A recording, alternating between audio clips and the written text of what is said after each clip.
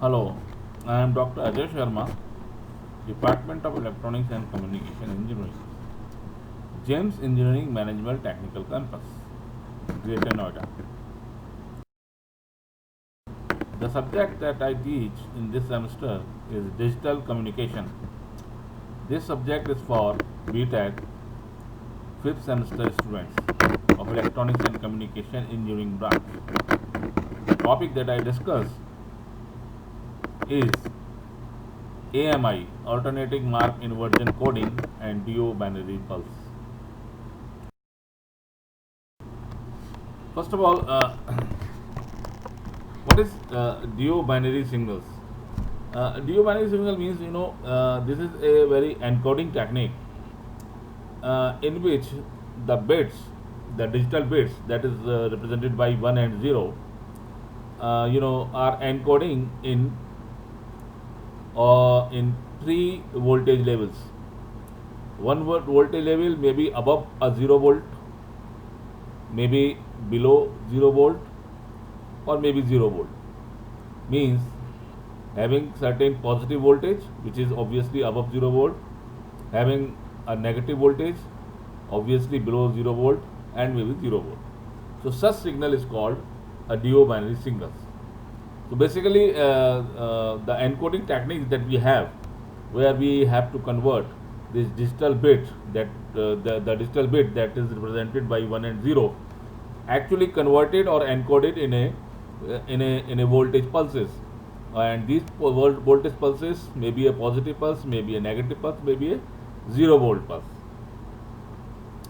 And in that we have a technique which we call as a AMI technique, or AMI encoding, which we call as a alternate mark inversion. In alternate mark inversion, for a bit 1, the voltage level get transition from positive to negative, or from negative to positive, having alternate ones, right? And when for 0, it will have 0 voltage. Try to understand this particular technique by taking example.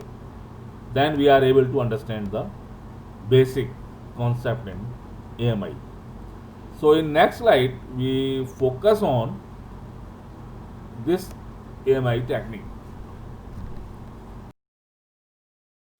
Now, bipolar signaling. This is a form of AMI marking. So the first, you see is the clock. This is the clock, and this is the data that we already take in all example. 1010011110. So this is a digital data, and actually this is coming from the output of a source coder. What is the function of a source coder? To convert analog signal into a digital bits, right? So once we have a 1010 or digital data, of course in a form of 1 and 0, we need a conversion. We need to convert it in a signal, which we call a digital signal. So AMI have two forms. One is bipolar NRZ and second is bipolar RZ, right? So in bipolar NRZ, the first one, look at this first one of the data, this first 1 bit is to be encoded in positive pulse of a certain voltage. 0 is represented by a 0 volt, and the next consecutive one is represented by a negative voltage, because it's a alternate positive negative pulses for 1 bit, and for 0 bit it obviously a 0 volt. So the next one that is coming after 0 represented by a negative voltage, and again two zeros come in the picture. So this is signal attain a 0 level voltage, and this is continue until the next one come. This one is represented by a positive voltage, because the previous one is represented by a negative voltage. Again one come in the picture, represented by a negative voltage, then a positive voltage, then 0 voltage. For bipolar RZ format, the only difference is that the voltage level attain the positive voltage attain a level of a certain voltage for half of signal period, right? And half of the signal period again come to a 0 volt. So the only difference is in bipolar NRZ, the whole bit period whole bit period is utilized for positive pulse, but for bipolar RZ, only half signal period is utilized for attain a certain positive or negative voltage. This is the only difference if you compare bipolar NRZ with polar RZ. Look at that. Look at this.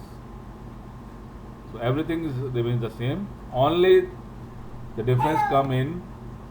Only the difference come in the the signal duration.